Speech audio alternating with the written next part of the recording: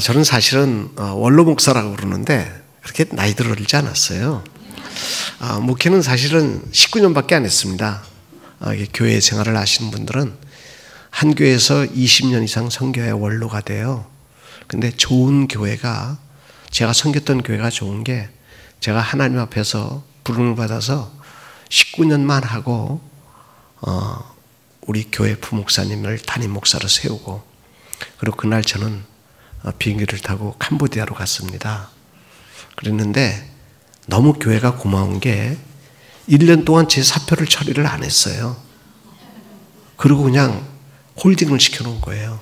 그리고 1년, 20년을 채워가지고 교회가 원로로 세워준 거예요. 그래서 좀 젊습니다. 저는 한국교회 모든 교회가 우리 소풍교회처럼 되기를 바라요. 정말 교회가 은혜롭게 그렇게 정말 감사하죠. 그래서 저는 목회는 좀 잘못한 것 같은데 하나님이 좋은 성도를 만나게 해주셔서 자격 없는 사람이 어디 가면 원로라는 소리를 듣고 삽니다. 감사합니다. 근데 제가 사실 캄보디아 가서 한 7년 동안 선교지에 있었어요. 근데 지방에 있었는데 이렇게 한국에 올 일이 있으면 인천 땅을 일부러 안 밟습니다. 왜 안 밟냐면 인천에 가면 성도들을 만나게 돼요. 그럼 만나면 성도들이 길에서 막 붙잡고 웁니다. 목사님이 왜 그 후진국에 가서 후지게 고생하고 사냐고. 근데 후진국이라고 그러면서 못 사는 나라 가서 어떻게 사시냐고 그러는데 제가 한번 생각을 해봤어요. 후진국이 뭔가, 선진국이 뭔가. 가난하고 못 살면 후진국인가. 제 나름대로 한번 이렇게 분류를 해봤습니다. 좀 틀려도 이해해 주시기를 바라요. 저런 견해도 있구나. 선진국은 예측이 가능한 나라, 후진국은 예측이 안 되는 나라 같아요. 자동차를 타고 가면 우측으로 쭉 차를 끌고 가면 속도와 신호를 지키면 아무 문제가 없는, 내 앞에 장애가 안 나온다는 것이 예측이 됩니다. 그러나 캄보디아에서는 우측으로 가면서도 예측이 안 돼요. 왜냐? 언제 소가 나오기도 하고 개가 나오기도 하고 돼지도 나오고 뭐 자전거도 나오고 막 나옵니다. 예측이 안 돼요. 그런가 하면 그런 것만 나오면 또 다행인데 앞에서 오는 차가 내 앞으로 막 내 차선으로 막 들어옵니다. 이 캄보디아에서는요, 주행 이 추월은요, 중앙선 침범은 기본이고요, 역주행은 옵션입니다. 예측이 안 돼요. 우리도 사람도 그런 사람들이 있죠. 예측이 안 되는 사람, 어떻게 뜰지 모르는 사람, 약간 후진 사람이 아닌가 생각이 들어요. 또 후진국과 선진국의 차이는 이런 것 같아요. 경제적인 약자, 육체적인 약자가, 선진국은 배려를 받습니다. 보호를 받고. 후진국은 약자이기 때문에 불편할 수는 있어요. 멸시를 당하고, 약자이기 때문에 억울한 일을 당하고 서러워져야 되는 것이 후진국이 아닌가. 캄보디아에도 부자들 많습니다. 굉장한 부자들이 있어요. 벤츠 타고 뭐 이런 BMW 타고 다니는 부자들이 있습니다. 이런 분들이 차를 타고 가다가 어떻게 캄보디아에는 모토독이라는 택시 대신 오토바이를 가지고 택시 영업을 하는 가난한 사람들이 있습니다. 근데 어떻게 하다 보면 접촉사고가 날 수가 있어요. 그러면 아무래도 오토바이가 약하니까 튕그러지죠. 그러면 승용차 벤츠를 갖고 있는 사람이 나갑니다. 나가서 이렇게 말합니다. 경찰서를 가겠느냐? 아니면 여기서 그냥 가겠느냐? 그러면 분명히 벤츠가 잘못했다 해도 이 모토 기사가 그냥 가겠다고 그럽니다. 그러고서 망가진 오토바이를 끌고 쩔뚝거리면서 그 자리에서 빨리 그 자리를 떠납니다. 왜 그러냐? 경찰서에 가면 무조건 있는 자의 편을 들어요. 그래서 내 모토와 다친 것만 내가 변상하는 게 아니라 상대 차에 기스난 것까지도 내가 변상을 해야 된다는 거예요. 약자기 때문에 서러움을 당해야 되고, 약자기 때문에 억울함을 당해야 되는 게 후진국인 것 같아요. 그런가 그러면 또 선진국과 후진국은, 선진국은 법대로 살면 착한 사람이 살기가 좋은 나라, 편한 나라. 후진국은 법대로 살면 힘든 나라, 불법을 해야 좀 쉬운 나라. 그 같아요. 하다못해 우리 선교사들까지도 불법을 강요받는, 불법을 해야만이 편한 나라. 그게 후진국인 것 같아요. 제가 사실은 19년 목회하고 떠날 때 교회에서 퇴직금을 못 받았습니다. 참 서러워요. 퇴직금을 안 주더라고요. 안 주는 이유가 뭐냐? 살고 싶은 여자하고 헤어질 때 위자료, 살기 싫은 여자하고 헤어질 때 위자료 주지, 살고 싶은 여자하고 헤어지면서 위자료 주는 멍청한 사람이 어디냐? 우린 목사님 못 보냅니다. 목사님 70까지 하십시오. 도대체 못 보냅니다. 그래서 우리는 퇴직금을 줄 수 없습니다. 가려면 우리한테 위자료 주고 그냥 가십시오 그러더라고요. 그래서 그냥 떠났습니다. 선교도 이제 가니까. 그래서 푸놈펜에서 한 6시간 떨어진 시골에 가서 사역을 했습니다. 그랬는데 차가 없으니까, 돈이 없이 갔으니까요. 그날 다 놓고 그냥 또 목회할 때 뭐 사실은 돈을 모을 수가 없었죠. 뭐 목사가 무슨 돈 모을 수가 있겠습니까? 그래서 그냥 없이 갔어요. 가다가 보니까 다른 사람들은 차가 있는데 저는 차가 없이 그저 모터를 타고 다니고, 좀 먼 데는, 가까운 데는 걸어 다니면서 그렇게 한 3년을 살았어요.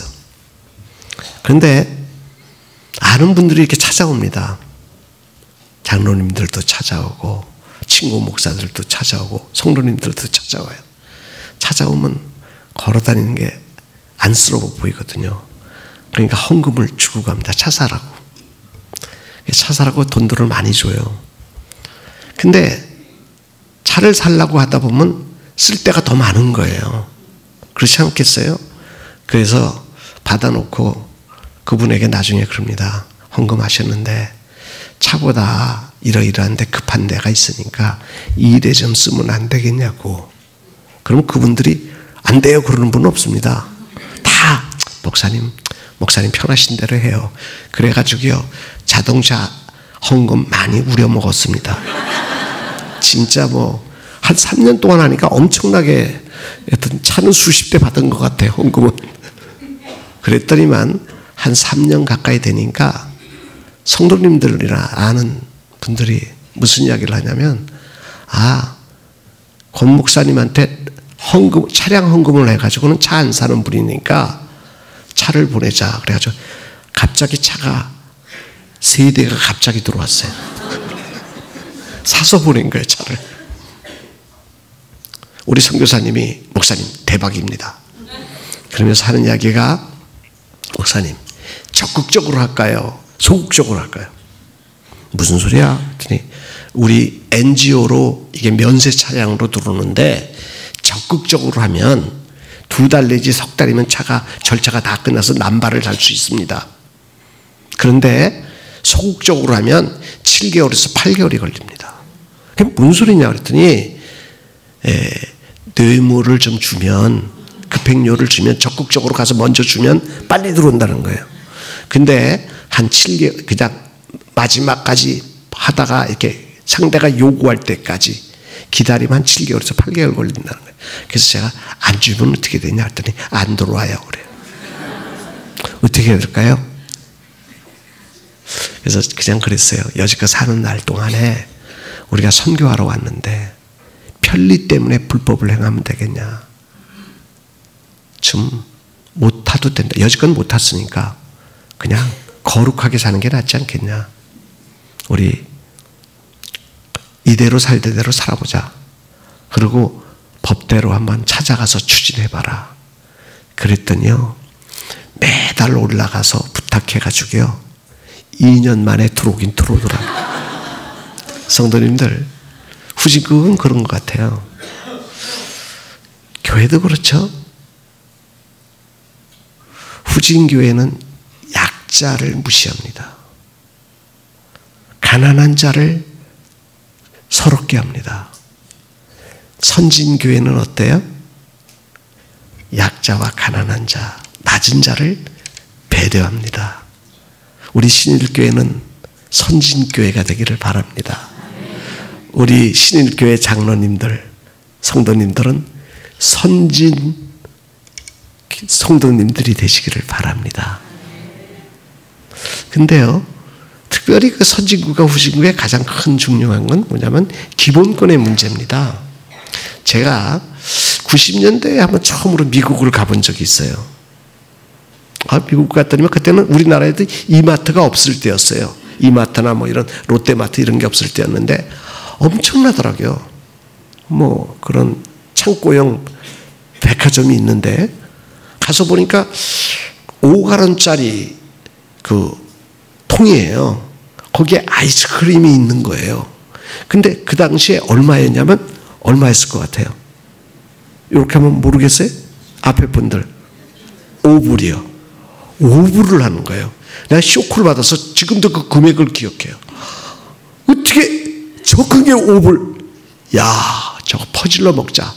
그래가지고 친구 보고 가서 저거 사자고 그랬더니만 저거는 안 돼. 가난한 사람들이 먹는 거야. 배불리 먹을 수 있는 가난한 사람들이 먹는 거야.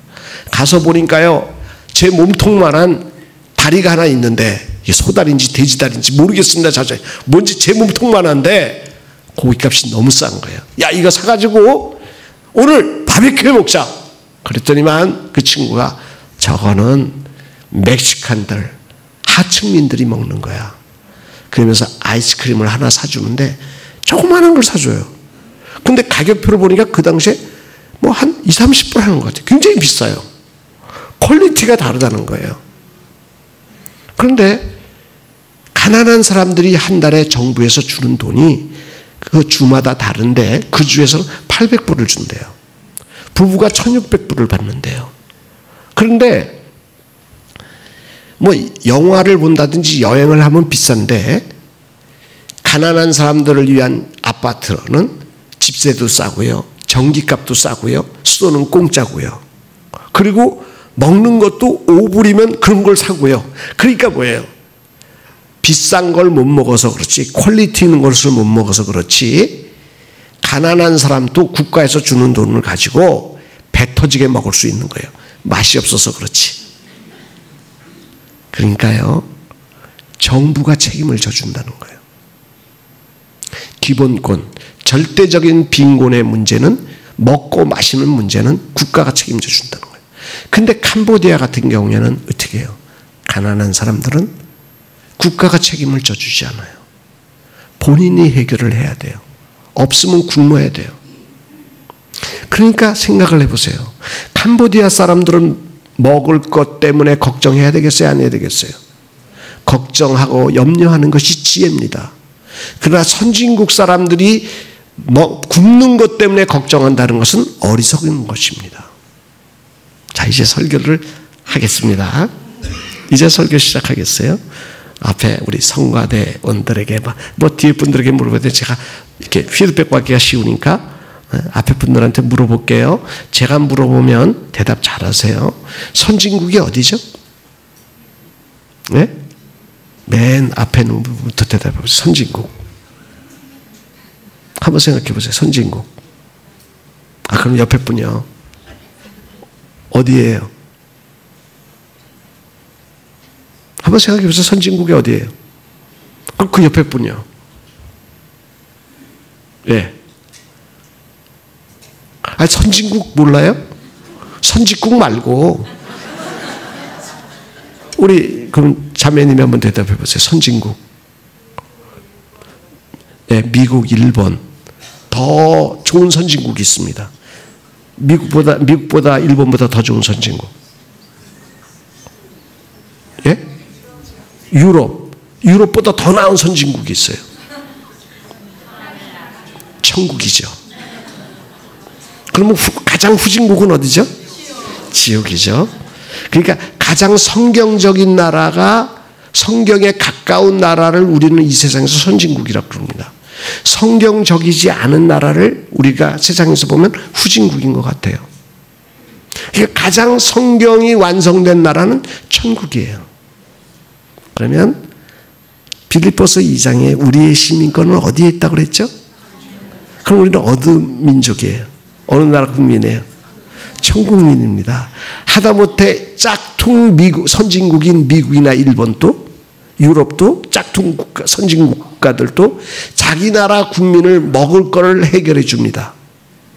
그렇다면 최고의 원조 선진국인 천국, 우리 아버지 하나님 왕 되신 예수 그리스도께서 당신의 백성들을 기본권을 해결해 줄까요? 안 해줄까요? 무엇을 먹을까? 무엇을 마실까? 염려할 필요가 있겠습니까? 우린 누구예요? 분명히 알아야 됩니다. 우리는 하나님 나라의 백성입니다. 천국 백성입니다. 그러니까 누가 책임져 줘요?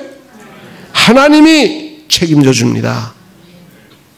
절대적인 기본권의 문제는 하나님이 책임져 줍니다. 우리 옆에 분들한테 인사하죠. 밥은 먹여주신단다. 다시 한번 합시다. 밥은 먹여주신답니다. 성도님들, 자녀분이 좀 공부를 못하고 띨띨해요. 쟤 어떻게 살까 걱정하지 마세요. 밥은 먹여주신답니다. 예? 우리 자식들 밥 먹여주신대요. 예수만 잘 믿자고요. 왜? 세상 풍조가 바뀌고 경기가 나빠지고 집값이 부도가 나고 통장의 잔고가 떨어지고 걱정하지 마세요. 두려워하지 마세요. 다시 한번 인사합시다. 밥은 먹여주신다. 예, 염려하지 마세요. 밥만 먹으면 그 다음엔 해결된 거 아닙니까? 그렇잖아요? 밥 못 먹을까 봐 걱정하지 마세요. 그건 후진국 사람들의 이야기하는 거예요. 지옥 백성들, 세상 사람들이 하는 이야기예요. 자, 31절 한번 읽어볼까요? 같이 읽어봅시다. 시작. 그러므로 야에 이르기를 무엇을 마실까, 무엇을 입을까 염려하지 말라. 그렇죠? 자, 32절 또 읽어볼까요? 같이 읽어보죠.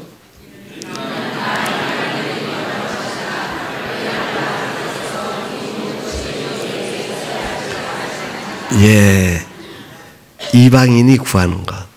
자, 하나 물어볼게요. 우리 이쪽에 앞에 앉아 있는 게 죄지. 뭐 물어보니까요, 대답을 잘 하세요.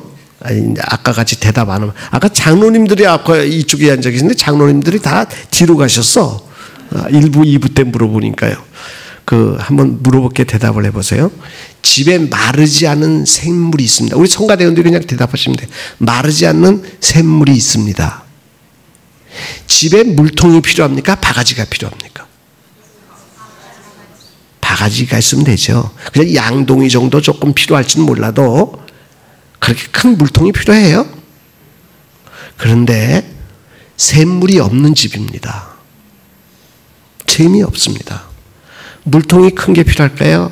바가지가 필요할까요? 물통이 필요하죠.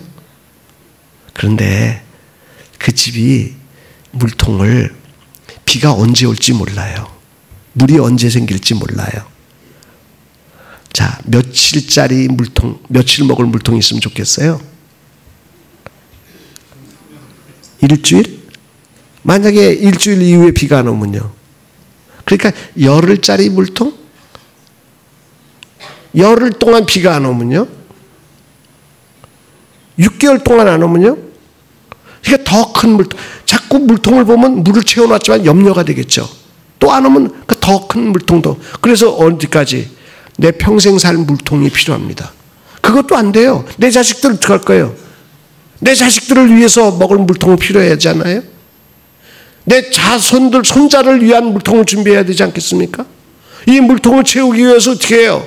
기쓰고 일을 해야 됩니다. 기쓰고 노력해야 돼요. 안 되면 어떻게 해요? 지나가는 사람들을 내 것을 빼앗아서라도 물통을 만들고 물통을 채워야 됩니다. 그것이 지혜예요. 그것은 샘물이 없는 사람의 살아가는 방식입니다. 그건 나쁜 게 아닙니다. 그렇죠? 그러나 만약에 내 집에 마르지 않는 생수가 있는데, 샘물이 있는데도 물통 때문에 걱정하고 염려를 하고 물통을 채우려고 한다 그러면 그것은 어리석은 거겠죠. 그거를 우리는 욕심이라고 말합니다. 물통 큰 거 자랑하시는 분들이 있어요. 그거는 정말 중요한 건 뭘까요? 오늘 고린도전서 10장에 그런 말씀이 있습니다. 너희가 신령한 음료를 마시는데 너희와 함께 다니는 반석에서 나온다. 그 반석은 예수 그리스도다 그랬어요.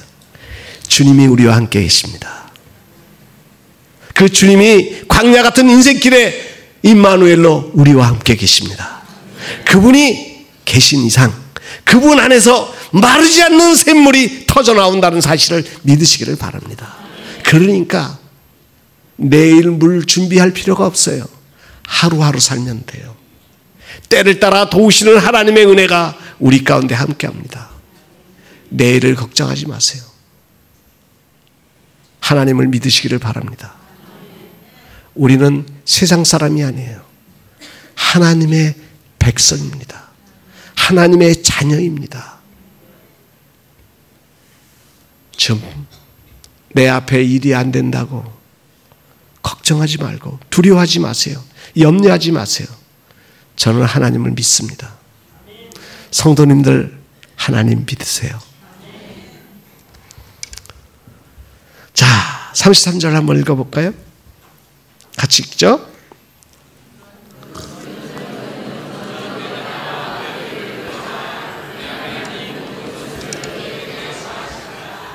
예. 근데 하나 물어볼게요. 성가대원들. 성도님들께 다 물어보는 건데 그냥 성가대원들이 대답해 보세요. 밥만 먹으면 뭐 밥 먹여주신댔으니까 이제 염려는 없죠. 근데 밥만 먹으면 근데 밥은 먹는다 그러면 염려는 없어지는데 밥만 먹으면 행복합니까? 커피도 마셔야죠. 그렇죠? 밥만 먹어서 행복한 사람은 없어요. 밥을 못 먹으면 기본권이 해결 안 되고 절대 빈곤에서는 행복할 수 없습니다. 절대 빈곤한데도 나는 행복하다 하는 분들이 계시다면 오늘 또 굶고 어제도 굶고 쭉 굶고 있으면서도 행복하시다고 그러시면 그분은 죄송합니다마는 뭐 순간적으로 성령 충만해서 행복할 수는 있어요. 그러나 늘 행복하다 하시는 분들은 오늘 예배 끝난 다음에 신경정신과에 예약하시기를 바랍니다. 사람은요 기본권이 해결이 안 되면 행복하지 않습니다. 무조건 불행해집니다. 그러나 그래서 하나님은 우리에게 기본권을 해결해 주겠다는 거예요. 그러나 기억해야 됩니다. 기본권이 해결된다가 행복해지진 않아요. 이제부터는 삶의 퀄리티가 좀 높아야 돼요. 기쁨이 있어야 되고 남들보다 뭔가 나은 게 있어야 됩니다. 그렇잖아요? 네? 뭔가 삶의 질이 좀 높아져야지 행복한 거예요. 지질이 궁상으로 산다면 뭐가 행복하겠어요? 세상 사람들이 우리를 보면서 어느 경우에 야, 너 부럽다. 난 너처럼 살았으면 좋겠다. 언제 그러겠습니까? 언제 우리가 행복하겠어요? 돈이 많으면요? 자가용을 살면요? 집을 구입하면요? 명품 가방을 갖고 명품 옷을 걸치면요? 우리 자녀들이 공부를 잘하면요? 행복하겠습니까? 어때요? 행복할 것 같아요? 그럴 것 같아요? 그래 보세요. 절대 행복하지 않습니다. 감사할 뿐이지 행복하지는 않아요. 세상 사람들은 그것 가지고 자랑은 하지 모릅니다. 자랑은 할 수 있어요. 그러나 정말 행복하냐? 행복하지 않아요. 오히려 공허합니다. 진정 중요한 것은 내 마음에 기쁨이 있고 은혜가 넘칠 때 사람은 행복합니다. 특히 크리스찬은요, 세상 것으로 아무리 채워도 감사하죠. 하나님 내게 많은 걸 주셨으니까. 그러나 근본적인 목마름이 해결 안 돼요. 진정한 행복은 어디 있냐? 성경은 오늘 너희가 그의 나라와 그의 의를 구하라 그래요. 왜요? 성도의 진정한 행복은, 성도의 진정한 기쁨은 어디에 있느냐? 하나님의 나라가 마음에 임하고, 하나님의 나라가 우리 교회에 임하고, 하나님의 나라가, 하나님의 의가 내 가정에서 이루어질 때 진정한 행복이 있고, 모든 사람들이 부러워하는, 정말 야, 나도 너처럼 살았으면 좋겠다, 나도 너같이 됐으면 좋겠다, 이러한 삶의 멋진, 모든 사람들이 앙모하는 그러한 삶을 살게 되는 것입니다. 성경은 그 나라와 그 일을 먼저 구하라고 그래요. 성도님들, 은혜 받으면 삶의 질이 달라져요. 세상 사람들이 모르는 행복이 있습니다. 그의 나라요? 그의 나라가 뭘까요? 나라를 세우려면 뭐가 있죠? 국민, 영토, 주권이 있어야죠. 땅과 국민이 있어도 누가 다스리냐에 따라서 나라가 달라져요. 일본이 다스리면 일본 나라. 그렇죠? 우리의 마음이 누가 다스리느냐. 마귀가 다스리면 지옥이 됩니다. 돈이 다스리면 돈 나라. 하나님이 다스리면 천국이에요. 하나님의 나라는 의와 희락과 기쁨이라고 그랬습니다. 평강이라고 그랬어요. 세상이 아무리 힘들고 어려워도 기쁨이 넘치고 감사가 넘쳐보세요. 사람들이 부러워합니다. 돈 많아서 좋은 집 가져서 부러워한다면 우리는 그건 세상 사람들의 부러움입니다. 그걸 갖고 자랑하면요, 우리보다 돈 많고 우리보다 잘된 사람들 더 많습니다. 그거 갖고는 우리 예수 믿는 사람들이 자랑거리가 안 돼요. 세상 사람보다 나은 게 없습니다. 그런 것 갖고는. 그러나 우리 속에 하나님의 나라가 임하면 세상 사람이 알지 못하는 기쁨과 감사와 찬송이 있다는 것입니다. 그래서 사람들이 부러워하는 것이에요. 거기에다가 뭐예요? 그 의라는 게 뭐예요? 거룩이에요. 한마디로 말하면 사랑과 긍휼입니다. 공의예요. 뭐 복잡하게 설명할 거 없습니다. 그냥 예수님 같은 삶이에요. 우리가 믿는 사람은 뭘 구해야 되냐? 물질을 구하고 세상 것, 성공을 구하기보다 먼저 그 나라와 그 의를 구하라는 거예요. 한마디로 말하면 은혜를 구하고 살라는 거예요. 은혜 받으면 그 다음 절에 있죠. 그 다음 절 한번 읽어볼까요? 그 다음 절이 아니라 그 후반부. 자, 너희가 먼저 그의 나라와 그의 의를 구하라. 그리하면 이 모든 것을 너희에게 더하시리라. 하나님 믿습니다. 우리가 그 나라 그 의를 구하다 보면요, 하나님께서 다 더해 주셔요. 필요한 것, 때를 따라 필요한 것 다 채워줘요. 내가 안 가졌죠? 안 갖고 있을 뿐이에요. 용서하세요. 저는 많은 목사님들이, 목회는 뭐 저보다 더 훌륭하게 하시지만 많은 분들이 있지만 저는 많은 목사님들이 저처럼 복받고 살기를 바라요. 저는 사실은 7년 동안 캄보디아에 있다가 한국에 이제 7년 사역을 했는데 하나님 너무 많은 복을 주셔서 그곳에 한 200만 불 정도가, 제가 어디 가서 이렇게 손 내밀어 본 적은 없는데 200만 불 정도가 들어왔어요. 그래서 다 지어놓고 센터 지어놓고 장학기금 만들어 놓고 그리고 또 이제 떨고 또 올라왔는데 한국에 온다 그러니까 전 사실은 재산은 없습니다. 제 이름으로 되어 있는 집도 없고 땅도 없고 자동차도 없어요. 근데 저만큼 괜찮은 사람 없습니다. 저는 여기 오면요, 서울에 오면 차가 4대입니다. 에쿠스도 있고요. 그 다음에 SM5도 있고요. 그 다음에 뭐죠? 작은 프라이드도 있고요. 제가 오늘 타고 온 차가 그게 무슨 차죠? 예? 마티즈인가요? 하여튼 제가 마티즈는 아닌 것 같아요. 하여튼 소형차예요. 차가 있습니다. 우리 친구 동강교회 김희태 목사가 언제든지 에쿠스 쓰라고 그래요. 권 목사 언제나 쓰라고 그래요. 또 우리 잘 아는 그 화평교회 최당태 목사가 언제든지 내 차 SM 써라 그래요. 근데 제가 그 친구들 차를 주면은 기름 넣으라고 카드도 줘야 되잖아. 근데 차만 줘요. 그래서 큰 차 안 타고 다닙니다. 성도님들, 사용주가 주인입니까? 소유주가 주인입니까? 예? 사용자가 주인이에요. 저는 사용주지 소유주는 아닙니다. 그 친구들은 자동차 세금 내고 관리하느라고 고생해요. 성도님들, 제가 무슨 이야기를 하냐? 우리 부자로 삽시다. 부자로 삽시다. 남에게 커피 한 잔 안 사면서 거지처럼 살다가 죽을 때 부자로 죽어가지고 내 이름으로 재산만 많이 남겨놓아서 자식 새끼들 그거 갖고 싸우게 하지 말고 사는 날 동안에 부자로 삽시다.